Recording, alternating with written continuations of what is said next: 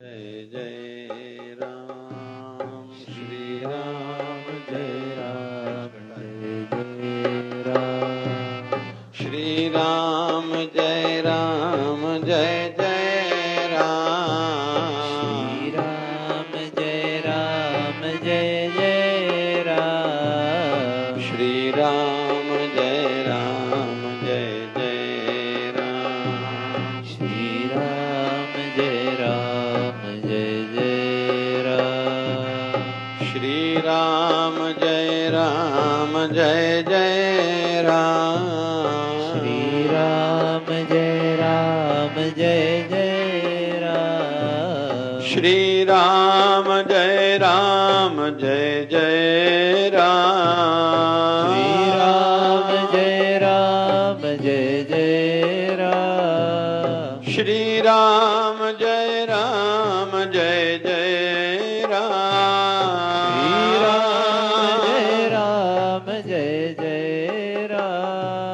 श्री राम जय राम जय जय राम श्री राम जय राम जय जय राम श्री राम जय राम जय जय राम श्री राम जय राम जय जय राम श्री राम जय राम जय जय राम श्री राम जय राम जय जय राम श्री राम जय राम जय जय राम श्री राम जय राम जय जय राम जपो जपो श्री राम जय राम जय जय राम श्री राम जय राम जय जय राम श्री राम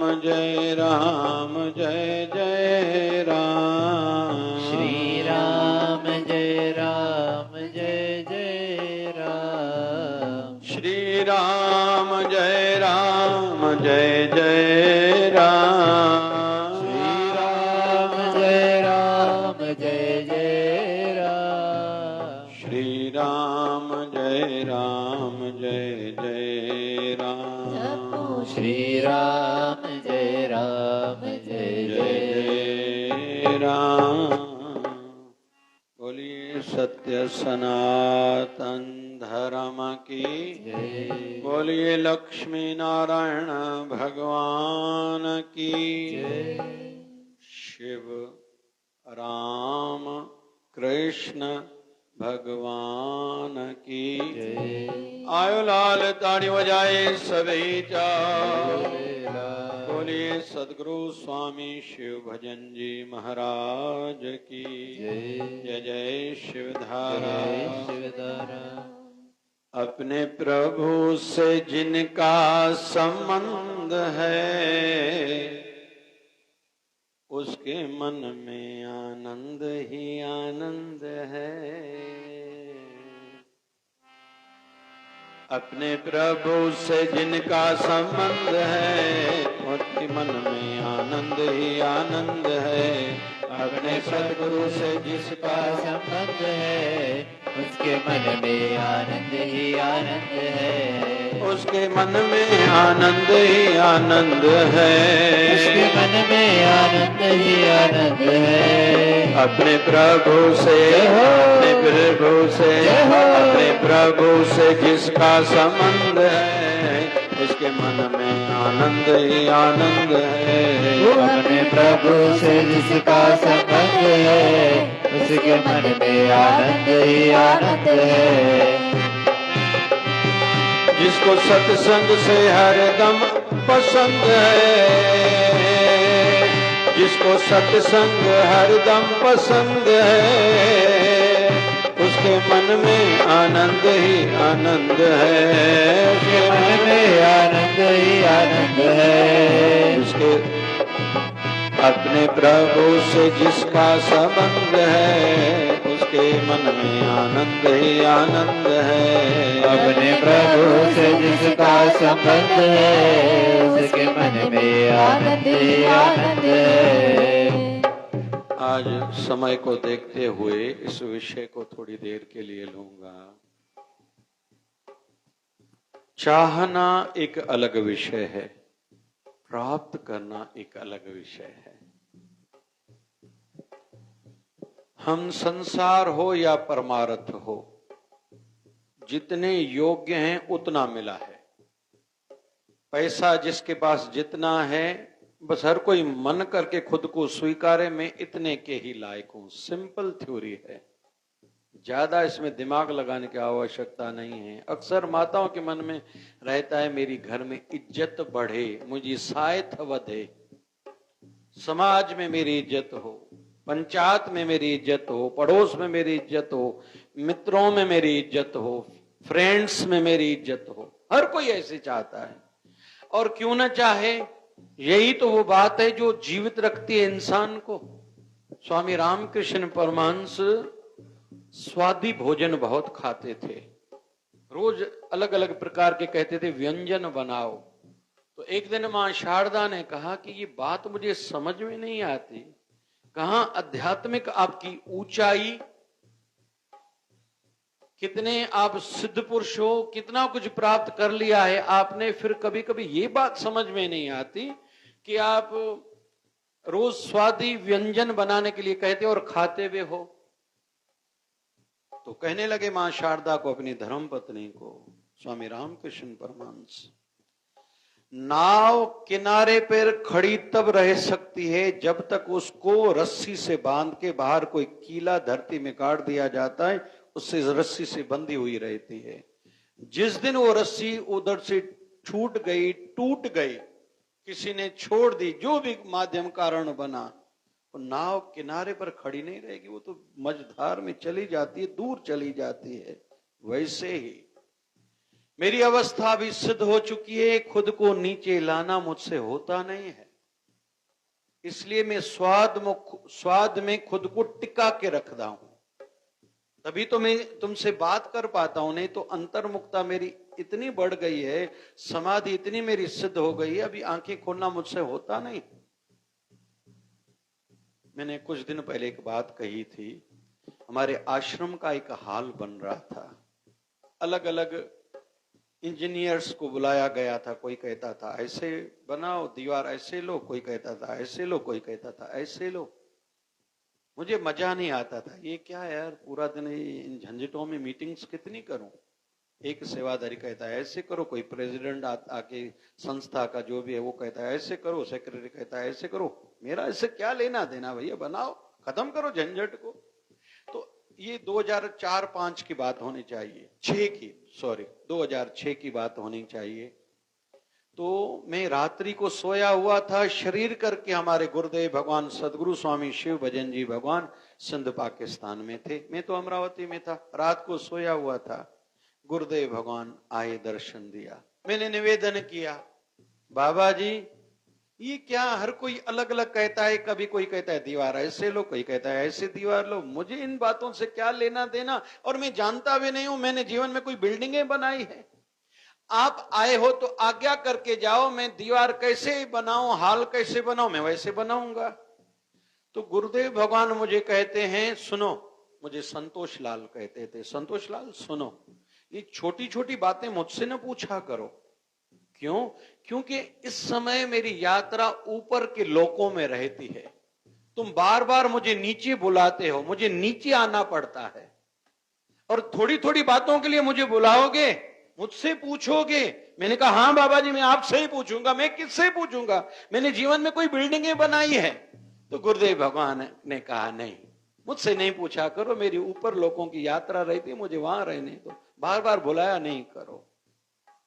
तो संतों की अवस्था ऊपर के लोकों में रहती है, जैसे जैसे वो आगे बढ़ते जाते हैं ना, संसार से जैसे दूर होते जाते हैं। आज गोंदिया वाली माताओं ने बताया, अभी इन दिनों में वो नैमिषारण्य क्षेत्र में गई थी दर्शन करने, तो वैसे अयोध्या गई थी, बोले हमने रास्ते के कई तीर्थ किए थे। तो नैमिषारण्य का कोई महापुरुष आता था गोंदिया में बहुत, तो बहुत सालों से, बोले 50 साल से उन संतों का संबंध है गोंदिया से। तो हम लोग जा रहे थे, रास्ते में प्रयाग भी पड़ा, तो नैमिषारण्य, चित्रकूट, कटनी आदि, फिर अयोध्या गए, आदि आदि आदि तीर्थ करके आए। तो हम लोग नैमिषारण्य जब गए उस महापुरुष के स्थान पे, अभी उन संतों की अवस्था ऐसे हो गई है जैसे बच्चे करते हैं, खिलौने से खेलना, बच्चों की भांति जिद करना, क्योंकि उनकी ब्रह्म ज्ञान की अवस्था सिद्ध हो गई है। और बहुत से अभी उनके भक्तगण खिलौने ला रहे थे। आयुष संतों की 80 साल शरीर की होगी, ऐसे होता है, ये कोई आश्चर्य की बात नहीं है। हमने देखे हैं संतों की ये लीलाएं, ये दर्शन करे हैं, ऐसे होता है। तो मेरे गुरुदेव को फिर मैंने बाद में कहा था कि फिर मैं छोटी छोटी बातें किससे पूछूंगा। बोले जो तेरे अंदर में आवाज आए वो करते जाओ, क्योंकि तेरे अंदर जो आवाज आती है ये तेरा आवाज नहीं, ये मेरा आवाज है। फुलवामा शुभजन साहिब की जय। तो आध्यात्मिक जैसी जैसे अवस्था बढ़ती जाती है ना, बाहर से बदलाव आता जाता है, लेकिन जब तक आत्म ज्ञान न हो, ब्रह्म ज्ञान से वो ऊपर है आत्म ज्ञान। ब्रह्म ज्ञान बड़ा विषय नहीं है, भगवान सब जगह है, हमें पता है। थोड़ी साधना बढ़ती है तो अनुभूति होने लगती है, ये बड़ा विषय नहीं है। हमारे गुरु ग्रंथ साहब में भक्ति करने के लिए प्रेरणा दी जाती है दो बच्चों की, दो बालक भगत हैं, राम जपो जिय ऐसे ऐसे, ध्रुव प्रहलाद जपो हर जैसे। जैसे ध्रुव भगत ने नाम जपा, जैसे प्रहलाद भगत नाम जपा, ऐसे नाम जपो। इन दोनों बालकों को 5 साल की आयु में, 5 साल की आयु में साक्षात्कार हुआ था, भगवान ने दर्शन दिया था। प्रहलाद के लिए हम लोग जानते हैं भगवान ने विचित्र शरीर धारण किया, क्योंकि हिरण्यकश्यप ने इतनी तपस्या करके इतने वरदान प्राप्त किए थे। नरसिंह आधा नर आधा सिंह, विचित्र रूप धारण किया था भगवान ने, और रुद्र रूप में आए थे भगवान। जल्दी शांति नहीं हो रहे थे। मां लक्ष्मी को कहा गया था जब हिरण्यकश्यप का भगवान ने वध किया है, प्रभु की ओर चलिए, भगवान का ये रूप हमसे देखा नहीं जाता। तो मां लक्ष्मी ने कहा मुझे भी डर लग रहा है। सभी देवताओं को कहा गया, सभी देवताओं ने कहा हमें डर लगा है, भगवान के इस रूप को हम देख नहीं पा रहे हैं। फिर मां लक्ष्मी ने कहा था ऐसे करो, जिस भगत के कारण भगवान का ये रुद्र रूप हुआ है, उसी प्रहलाद को भगवान की गोद में जाके बिठाओ, तो भगवान का क्रोध शांत होगा। जब प्रहलाद को भगवान की गोद में बिठाया गया था, भगवान का ऊपर का शरीर तो शेर का था, भगवान ने जीभ से चाटा, तब भगवान का रुद्र रूप शांत हुआ था। तो प्रहलाद को भी ऐसे दर्शन दिया और ध्रुव को भी दर्शन दिया 5-5 साल की आयु में। लेकिन आगे चल के इन दोनों भक्तों से भी गलतियां हुई हैं, दोनों से गलतियां हुई हैं। कि जैसे ध्रुव भगत के बड़े भाई उत्तम की जब मृत्यु हुई थी सर्प के माध्यम से, उन्होंने ऐसा हवन यज्ञ कराया था कि दुनिया में जितने भी सांप हैं उस हवन कुंड में आके पड़ रहे थे, वो खुद मरते जा रहे थे। तो भगवान से निवेदन किया गया ये आपका भगत ध्रुव ऐसा कर रहा है, तो ध्रुव भगत से गलती हुई है। ऐसे प्रहलाद भगत को भी एक बार जब राजा बना था तो मन में अहंकार आया, किसी ने कान भरे कि जिसने आपके पिता की मृत्यु की है, मारा है, उसको आप छोड़ दोगे। तो प्रहलाद को ध्यान आया, हाँ कहे तो सही रहे हो, जल्दी कर, सेना को कहा तैयार हो जाओ, और अभी भगवान नारायण पर चढ़ाई करनी है। भगवान ने देखा ये मेरे भगत को क्या हो गया भाई, मतलब गलती किसी से भी हो सकती है। भगवान ने देखा इसको क्या हो गया। भगवान एक वृद्ध ब्राह्मण के रूप में लकड़ी लेके राज दरबार में आए। प्रहलाद भगत राजा है, सिंहासन पर बैठा है, सामने से भगवान आ रहा था, इधर भी वजीर बैठे हैं, इधर भी सेना खड़ी है, इधर भी बीच दरबार में भगवान लकड़ी लेके टिक टिक करते आ रहा है। सामने से सभी के देखते देखते भगवान के हाथ से लकड़ी गिर गई। वैसे भगवान ने जानबूझकर गिराई। तो साथ में एक सैनिक खड़ा था, भैया लकड़ी तो उठा के देना। जैसे उठाने के लिए गया तो उठा नहीं पा रहा है। भैया दो लोग भले आपस में थोड़ा साथ में एक दूसरे को सहयोग दो, लकड़ी उठाओ, उठा नहीं पा रहे हैं। 3 को कहा, 4 को कहा, यहां तक कि सभी दरबार के वजीर आगे, कोई वो लकड़ी उठा नहीं पा रहा है। फिर प्रहलाद भगत को मन में आया कि ये पागल है, इनको शक्ति नहीं है, इनको समझता नहीं है, अरे एक लकड़ी नहीं उठा पा रहे हैं, मैं आता हूं। जब प्रहलाद भगत ने उठानी चाहिए तो नहीं उठा पाए। तब प्रहलाद भगत को वो जो ब्राह्मण शरीर था उसने कहा कि उठा लकड़ी नहीं सकते हो, लड़ने के लिए सेना को तैयार किया है भगवान नारायण से। चलो ये बताओ तो सही, भगवान नारायण रहते कहां हैं? भगवान नारायण रहते कहां हैं? बोले क्षीर सागर में, वैकुंठ में। बोले वैकुंठ कहां है? बोले ऊपर। तो मर के वहां कोई जाता है ना, सेना को लेके वहां कैसे जाओगे? तब भगवान ने उस ब्राह्मण में से प्रहलाद को दर्शन दिया, प्रहलाद ने क्षमा मांगी है। अभी विद्वान लोग इस पर चर्चा करते हैं, दोनों बालकों को भगवान के साक्षात दर्शन हुए, फिर भी दोनों से गलती क्यों हुई? क्योंकि उन्होंने अभी आत्म ज्ञान प्राप्त नहीं किया है। इसलिए हम सबकी यात्रा आत्म ज्ञान है। करते जाएं जो कर रहे हैं, लेकिन अंदर में एक तड़प हो, एक जिज्ञासा हो। कष्ट मिलेंगे। जब माई मीरा द्वारका पहुंची है, परिवार वाले वहां आए हैं, कहा मीरा तुम लौट के चलो। माई मीरा के मन को बहुत पीड़ा पहुंची है। तब हाथ फैला के भगवान द्वारकाधीश को कहा है, प्रभु अभी खुद में संभालो, मैं थक गई हूं, इन लोगों ने बहुत पीड़ा दी है। अभी आप और मैं एक होना चाहती हूं, मैं अपने आप में मुझे संभालो, इन्होंने बहुत पीड़ा दी है। अभी खुद से दूर न रखो, मैं आपको पुकारती रहूं, आप आते रहो, अभी ये हो गया, अभी खुद में संभालो। कहते हैं माई मीरा ने हाथ ऐसे करे, भगवान द्वारकाधीश के मूर्ति में समा गई, मंदिर का दरवाजा बंद हो गया। एक प्रकाश निकला। जो वहां के पुजारी लोग खड़े थे, उन्होंने जैसे दरवाजा खोला तो भगवान श्री कृष्ण के श्री चरणों में माई मीरा की चुनरी पड़ी थी। माई मीरा कहाँ गई, किसी ने नहीं देखा। तो हरि भक्त जो होते हैं ना, दर्शन के लिए सदैव तड़पते रहते हैं। जब तक वो बात प्राप्त नहीं होती, खुद को अधूरा मानते हैं। जैसे हम लोग सुखमन को शुरू करते हैं ना, आद गुरे नमा जुगाद गुरे नमा, मतलब प्रणाम से शुरू हो रही है यात्रा, और अंतिम श्लोक तक जाते हैं, पूरा पिरवारा दिया पूरा जाका नाम, नानक पूरा पाया पूरे के गुण का। वहां पूर्णता का विषय है। पूर्ण हो जाओ भैया, इस यात्रा में आगे बढ़ो, पूरे गुरु का सुन उपदेश, पार ब्रह्म निकट कर पेक। भैया केवल पढ़ो नहीं, अभी अनुभूति करो, वो तेरे अंग संग है। ये कैसे अनुभूति होगी? सांस सांस सिमरो गोविंद, मन अंतर की उतरे चिंद। जब श्वासों से सिमरन करोगे, ये गुरु ही सिखाएगा।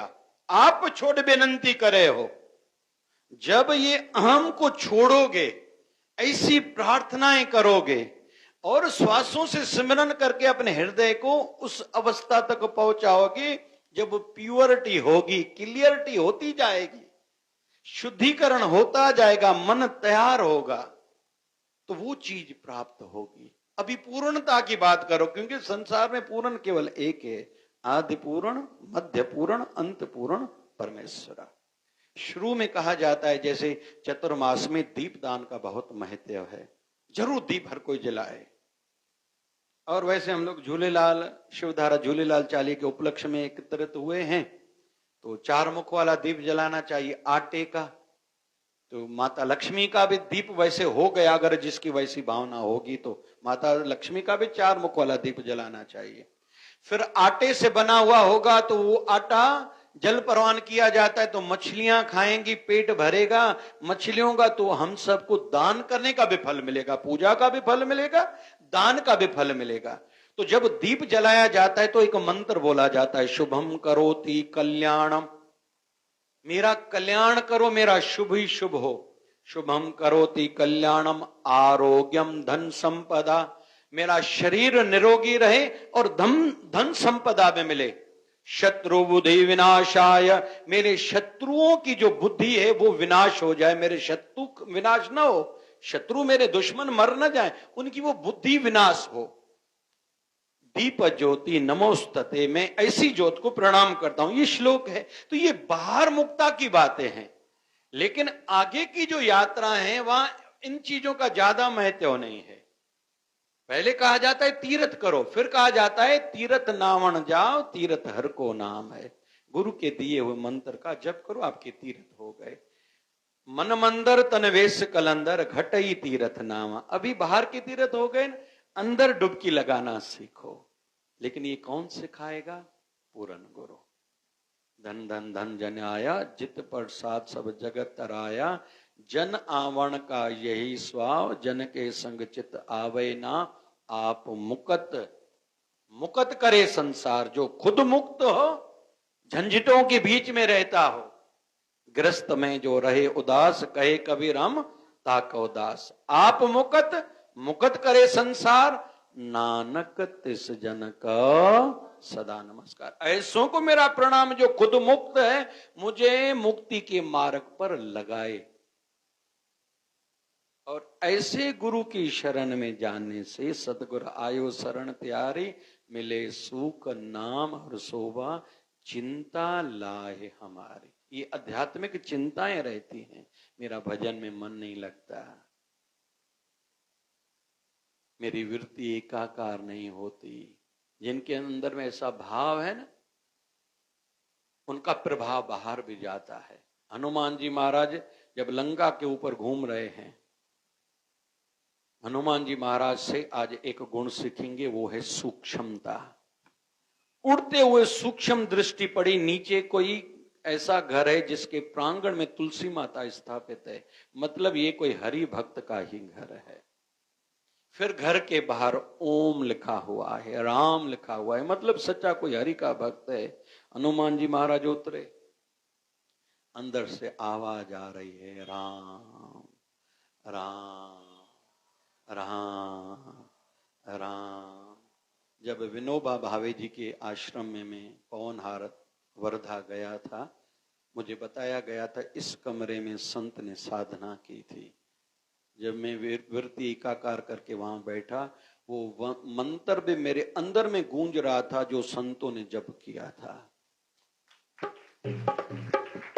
मेरे गुरुदेव भगवान की जब शरीर की अंतिम सालों में स्वास्थ्य ठीक नहीं रहती थी, तो पीछे से थोड़ी सपोर्ट देके हम लोगों को बिठाना पड़ता था। तो गुरुदेव भगवान को जैसे दोनों हाथों से हम सपोर्ट की दृष्टि से थोड़ा पीछे से पकड़ते थे, इतनी वाइब्रेशंस आती थी, अनुभव होता था भजन के चल रहा है अंदर। कभी कभी तो तेज हम लोग सहन भी नहीं कर पाते थे। तो हनुमान जी महाराज की सूक्ष्म दृष्टि पड़ी, नीचे उतरे तो अंदर में राम राम का आवाज सुनाई दिया, समझ गए कोई हरि भक्त है। फिर उनसे परिचय पूछा, बोले मेरा नाम विभीषण है। और क्या परिचय? मैं रावण का छोटा भाई हूं। अरे यहां इनके बीच में कैसे रह रहे हो? बोले राक्षसों के बीच में। बोले जैसे कठोर दांतों के 32 दांतों के बीच में जुबान खुद को बचाए रखती है, मैं भी वैसे ही इन राक्षसों जो कठोर वृत्ति वाले हैं उनके बीच में कोमल जुबान की भांति मैं निर्मल वृत्ति करके खुद को बचाए रखता हूं और भजन में तलीन रहता हूं। मेरा इनसे कोई लेना देना नहीं है। अगर इस कथा को हम लोग थोड़ा आगे बढ़ाएं, रावण का राम जी ने तब तक बाल बांका नहीं किया था जब तक विभीषण उनके साथ था।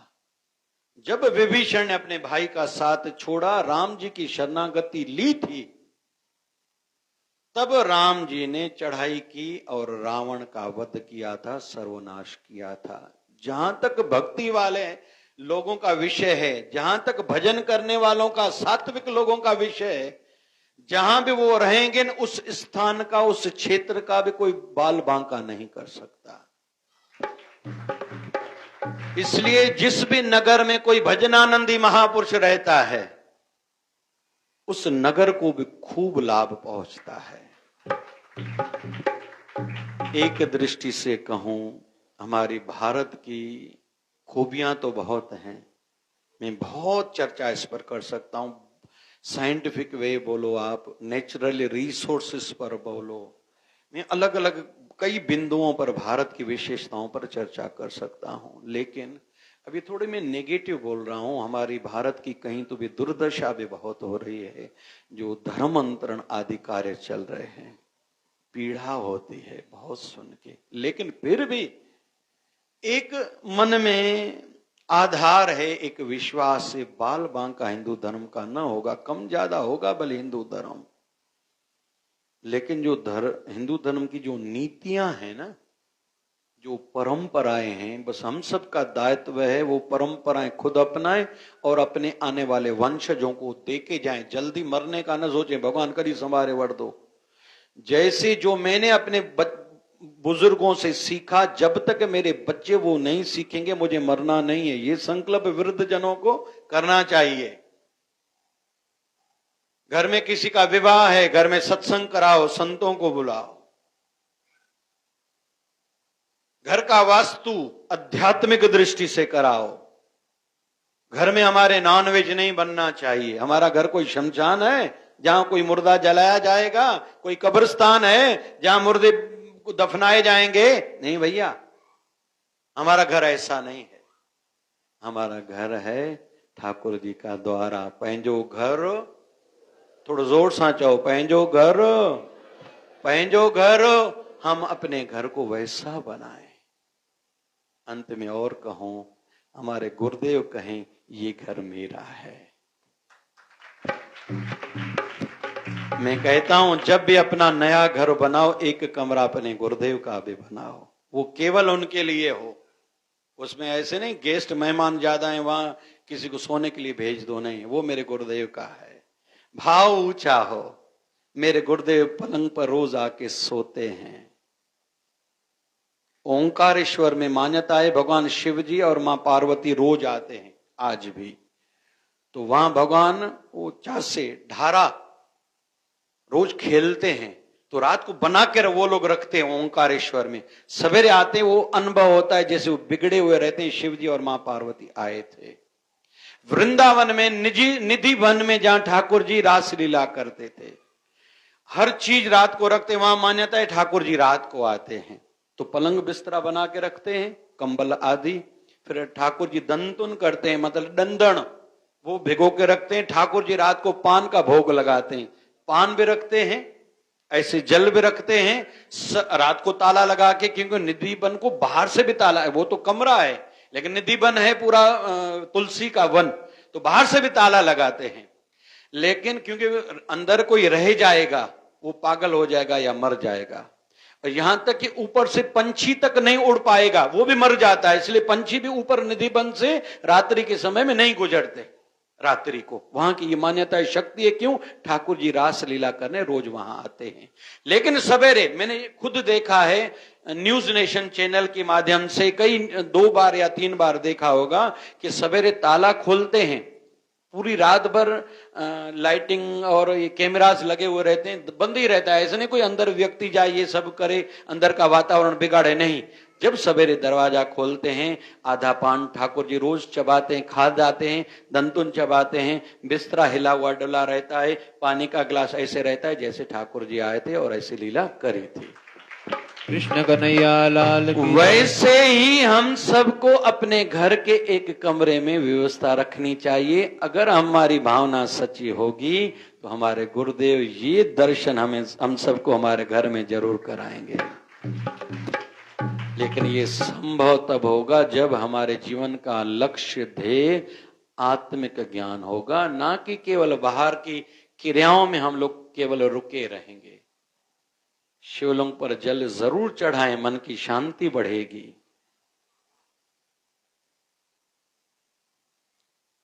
ओम नमो भगवते महारुद्राय नमः जप करो सभी। जिनको शिव जी से इतना पाना है वो इसी मंत्र का जप करें, नहीं तो सहजता में ओम नमः शिवाय, ओम नमः शिवाय, ओम नमः शिवाय। मन की शांति मिलेगी, हम भी कल्याण करने वाले बनेंगे। मैं उस तत्व को प्रणाम करता हूं, ओम वो परम सत्ता, मैं उसको प्रणाम करता हूं जो सबका शिव मतलब कल्याण करती है। मैं भी कल्याणकारी बनूं, कई लाभ हैं, लेकिन केवल बाहर की क्रियाएं भी कब तक? वैसे संत सिद्ध पुरुष भी अंत समय तक उसको छोड़ते नहीं है, ये विषय अलग है। लेकिन जैसे आदि जगत गुरु शंकराचार्य कहते थे, प्रभु हे शिव जी, मैं बाहर शिवलिंग पर जल चढ़ाता हूं जो आनंद आता है, वैसे ही जब मैं जल पीता हूं ऐसे लगता है मेरे अंदर भी आप ही हो, मेरे अंदर भी शिवलिंग तत्व है, मैं उस पर ही जल चढ़ा रहा हूं। जैसे बाहर आपका हवन यज्ञ करता हूं, आहुतियां डालता हूं, वैसे रोटी का गिलास जब अपने मुख में डालता हूं लगता है मैं अंदर हवन कुंड जो जठरा अग्नि के रूप में सदैव प्रज्वलित है, मैं उस हवन कुंड में अपनी आहुति दे रहा हूं। मैं जहां भी जाता हूं ऐसे लगता है शिव मंदिर को, शिवालय को मैं परिक्रमा कर रहा हूं। जब भी मैं जहां सोता हूं ऐसे लगता है मैं आपको दंडवत प्रणाम कर रहा हूं, क्योंकि मेरे शिव जी सब जगह कण कण में, बाहर भी, मेरे अंदर में आप ही आप हो। बोलिए शंकर भगवान की जय। तो निवेदन है ये हमारे जीवन का ध्येय हो। फिर आनंद ही आनंद है, क्योंकि विष्णु सहस्त्र नाम में भगवान का एक नाम आनंद भी है। 1000 नाम बताए गए हैं, उनमें से भगवान का एक नाम आनंद है। और हमारे भागवत महापुराण का प्रथम जो श्लोक है, 18,000 श्लोक है, सच्चिदानंद रूपाय, ये पहली आधी लाइन है श्लोक की। भगवान का एक नाम है क्या? सत्य चित आनंद रूपाय, ये उसका रूप है। सत्य स्वरूप है, चित्त मतलब प्रकाश स्वरूप है, और आनंद स्वरूप है। जो उसके नाम का गुणगान करेगा उसके जीवन में आनंद ही आनंद है। और ये किसके माध्यम से? तीसरी पातशाही गुरु अमरदास जी महाराज से पूछा गया था, आपने आनंद कैसे पाया?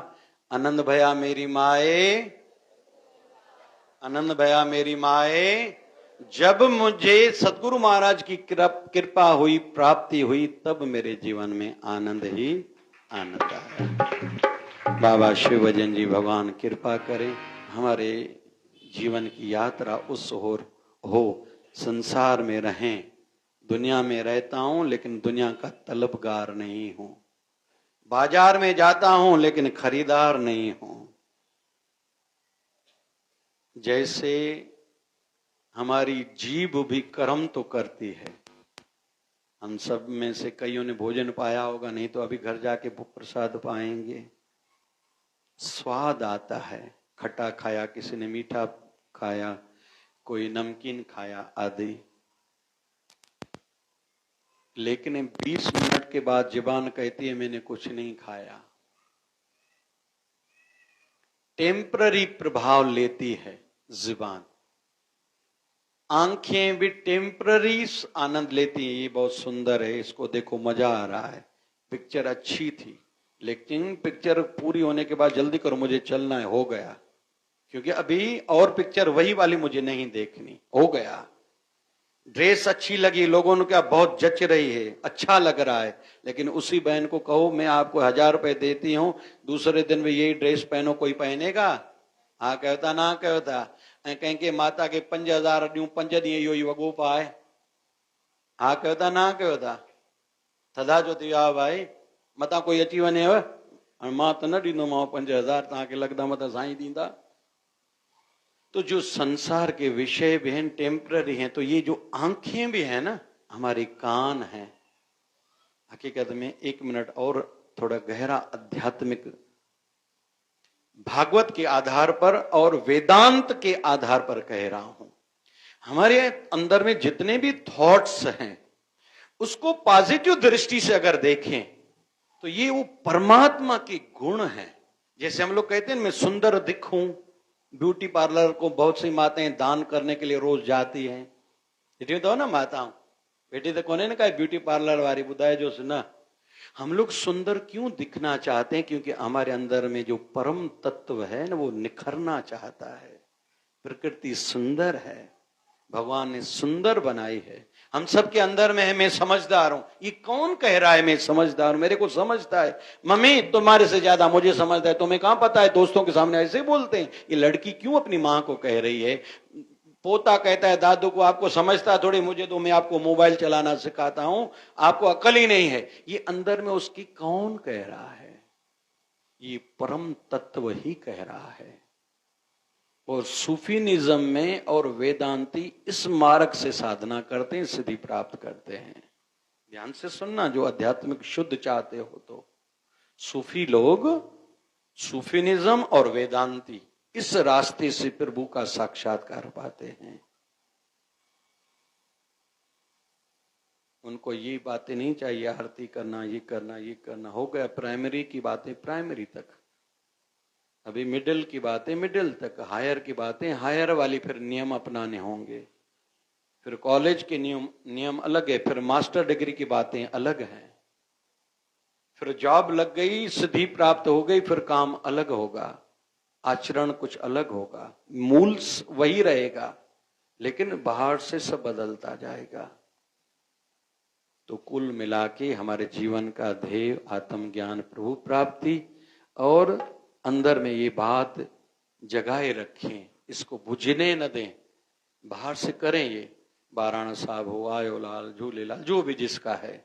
कुछ लोग पढ़ने की दिशा में बढ़ रहे, पता नहीं, कुछ लोग जैसे यात्राएं बहुत करते हैं। इस चतुर्मास में यात्राओं का बहुत फल है, पवित्र नदी में स्नान करने का बहुत फल है। नहीं कर सकते, गंगा जल घर में है, रोज स्नान की बाल्टी में गंगा जल डाल के स्नान करो, घर बैठे तीर्थों का पुण्य कमाओ। तो कुल मिला के जिसके जीवन में प्रभु प्यारे से जिसका संबंध है, उसके जीवन में आनंद ही, उसके जीवन में आनंद ही। बोल सदगुरु बाबा शिव भजन भगवान की। सुन के नाम आया तेरा, मैं तो सुन के नाम आया, सुन के नाम आया तेरा, मैं तो सुन के नाम आया। शिवदारा के बाबा शिव भजन में तो झोलियां भरने आया। ओ बाबा मैं तो सुन के नाम आया तेरा, मैं तो सुन के नाम आया। जय हो, सुन के नाम आया तेरा, मैं तो सुन के नाम आया। ओ शिवदारा के बाबा शिव भजन में तो झोलियां भरने आया। ओ बाबा मैं तो, ओ बाबा मैं तो, ओ बाबा मैं तो सुन के नाम आया तेरा, मैं तो सुन के नाम आया। सुन के नाम आया तेरा, मैं तो सुन के नाम आया। कोई कहता बाबा ने मुझे धन दिया, कोई कहता बाबा ने मुझे धन दिया। किसी का दर पे आने से दुख कट